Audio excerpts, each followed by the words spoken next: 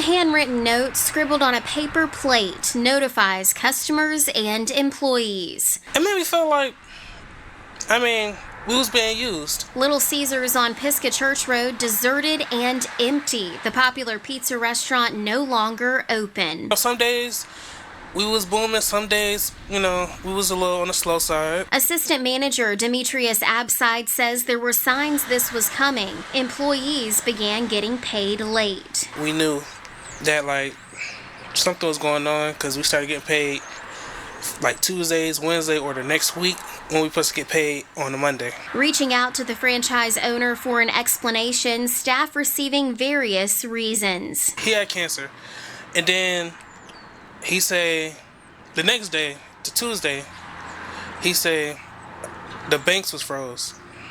Then the next day he said he's gonna get a loan, and then now he want to go bankruptcy. After working 3 weeks without pay, Demetrius pulling another shift. He gets a call from the district manager. We was here, but we went on strike. And basically, our manager, our district manager, basically was telling us we closing. Leaving about 10 people without a job, no money, no answers, now seeking unemployment benefits and work. Alright, Shalom. I'm going to give all praises, honor, and glory to Yahawah, by Hashem Yahawashi, by Hashem Rakah, Quadash, double honors to apostles of GMS, and sincere Shalom to the brothers out here pushing his truth and sincerity. And, of course, this is probably nothing new as well. Of course, another store shutting down, or restaurant, really. But this is going to happen more worldwide than a lot of people expect, because for the people that hasn't really been paying attention, a lot of businesses have been closing down left and right lately, which I will show a little bit of. But this is something that people's going to have to end up, not getting used to, because this is what is going to lead to riots. But you're going to start hearing more and more about it, to the point the news can't hide it. This is where a lot of these jobs would kind of just shut down, be reformed into something else. Then they'll introduce the whole AI thing as well, to where they can limit down on human workers and focus a little bit more on the robots for the menial tasks, right? So you already heard the excuses there. Where for his manager, he has to work 3 weeks he's worked with 3 weeks without pay, and he's went from getting a loan to bankruptcy to the point they're closing, and they just hold on to people until they eventually let them go. So you're going to got a lot of people with a lot of these jobs that's going to close down, working for free. And I heard some stories back then when there was a Great Recession or the Great Depression, either one, when the stock market also crashed, a lot of people was working for free. So so you can expect this to happen again. Of course, with the patience of people nowadays, it's not going to last that long. People ain't going to hold off like they did before. No, they're going to riot like crazy. And it's going to get real bad real quick when they start seeing this. So, enough of that. I wanted to type it in, what stores and restaurants got permanently shut down in the U.S. 2025, right? Because you got a lot that closed down last year. So you had Party Cities. You have Party City, all locations closed due to bankruptcy proceedings. Joanne, all 800 stores and its online sites will shut down by the end of May, which is already past May. Walgreens, 500 stores, 2025, with the plan to eliminate 1,200 locations by 2027. Notice how I said plan. Let's continue. Macy's, set to close 66 stores this year as part of the long-term plan to shutter 150 stores. Family Dollar, 370, followed at 600. Dollar Tree, shutting down 30. And the list goes on, which, funny enough, there's actually more of a list that actually goes into it. That, it's this one right here, there's a whole list of it. But we won't go into that. So, Actually, let me start off with the scripture real quick.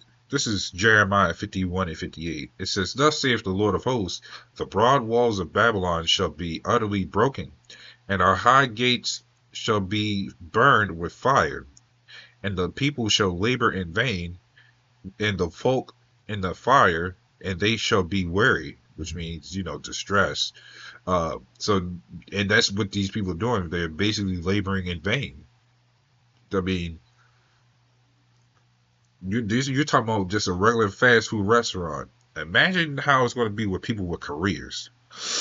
I mean, this is also amidst the time where the president of this wicked place is sending ICE patrols, arresting quote unquote immigrants, along with some actual U.S. citizens tagged along with it.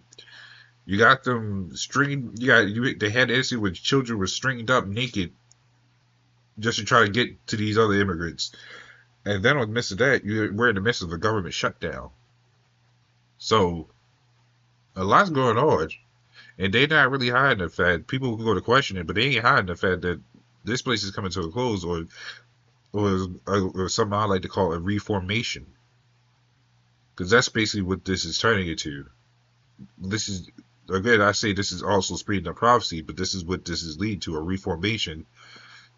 As they preparing one disaster for another, how should I say, solution. And this will be no different, especially since we've been saying for the longest time that your jobs ain't going to mean much of anything sooner or later anyways.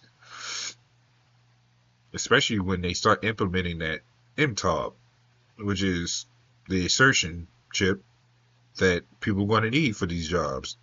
So you're going to have a lot of these jobs shut down, a lot of people become homeless, or start to kill each other, eat each other, however you want to go with it, and then some people that's going to maintain their jobs, because everything can't be relied on AI or robots. You still need the human worker there to function all that stuff anyways. But with the cutting of money and all this other stuff, you can imagine how upset people are going to be. It's honestly hilarious. So this is Haggai 1 and 6. It says, "Ye have sown much and bring in little. Ye eat, but ye have not enough. Ye drink, but ye are not filled. Ye clothe you, but there is none warm. And he that earneth wages to put it in the bag with holes."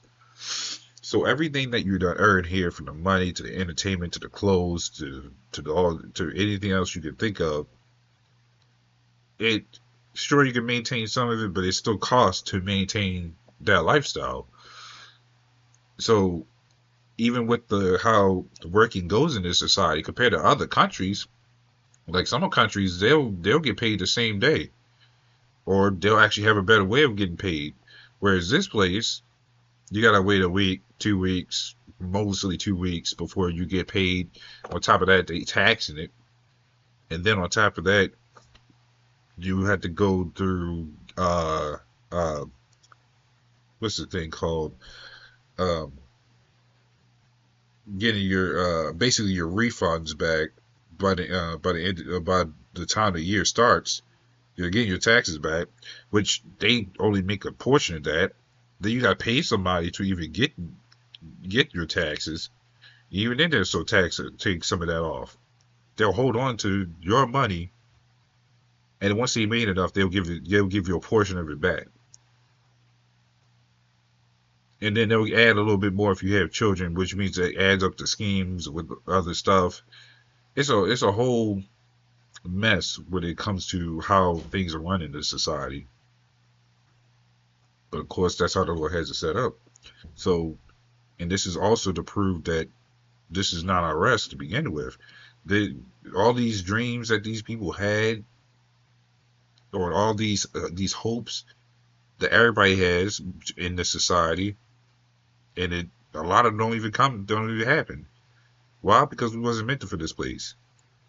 Think back, and this is the main thing that even I heard, and then my parents here, they ask you, what do you want to be when you grow up? And some of us don't even stick with what we say we was going to be. We sure we might find our feelings or something else, but a lot of us still ends up looking, trying to search for something that we might want. Otherwise, we get stuck with the petty BS jobs such as like McDonald's or I mean, of course, you need somebody working in there, but a lot of people end up staying there for the rest of the time till they retire.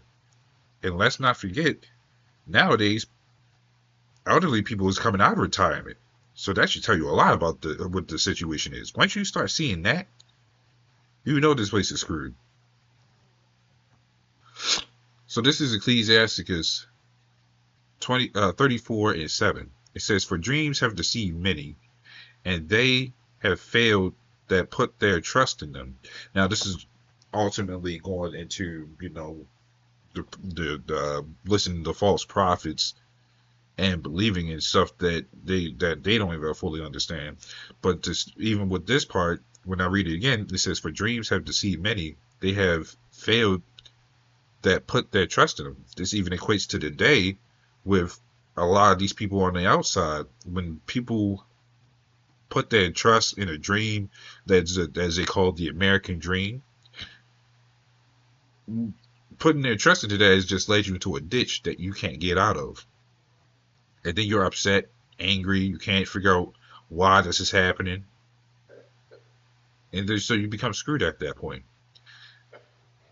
And this is the product of it. It's fine to get a job that you can enjoy, that you might end up enjoying a lot, that becomes your passion. But when you put your trust into it, to where you rely on it, and that's the only thing you think you have going for life, that's where the problem kicks in.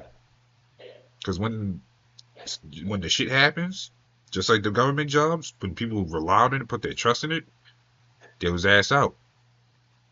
Or even like with this video, he may not have put his dreams into it because he's just working there just so he can make a living, but he became ass out. And there's going to be a lot of people what's going to go on, because in this place people are promised dreams and making it in this society, to the point that quote unquote illegal immigrants got to come over and try to seek that dream, and they get lied to where they work for cheap labor. How much more than the average people that's born here? They still don't get that far. This is why that our hopes and dreams and trust goes into the Heavenly Father, because only He can grant us something that actually make us happier than this place could ever offer. So, little one, this is a little edifying. And with that, shalom.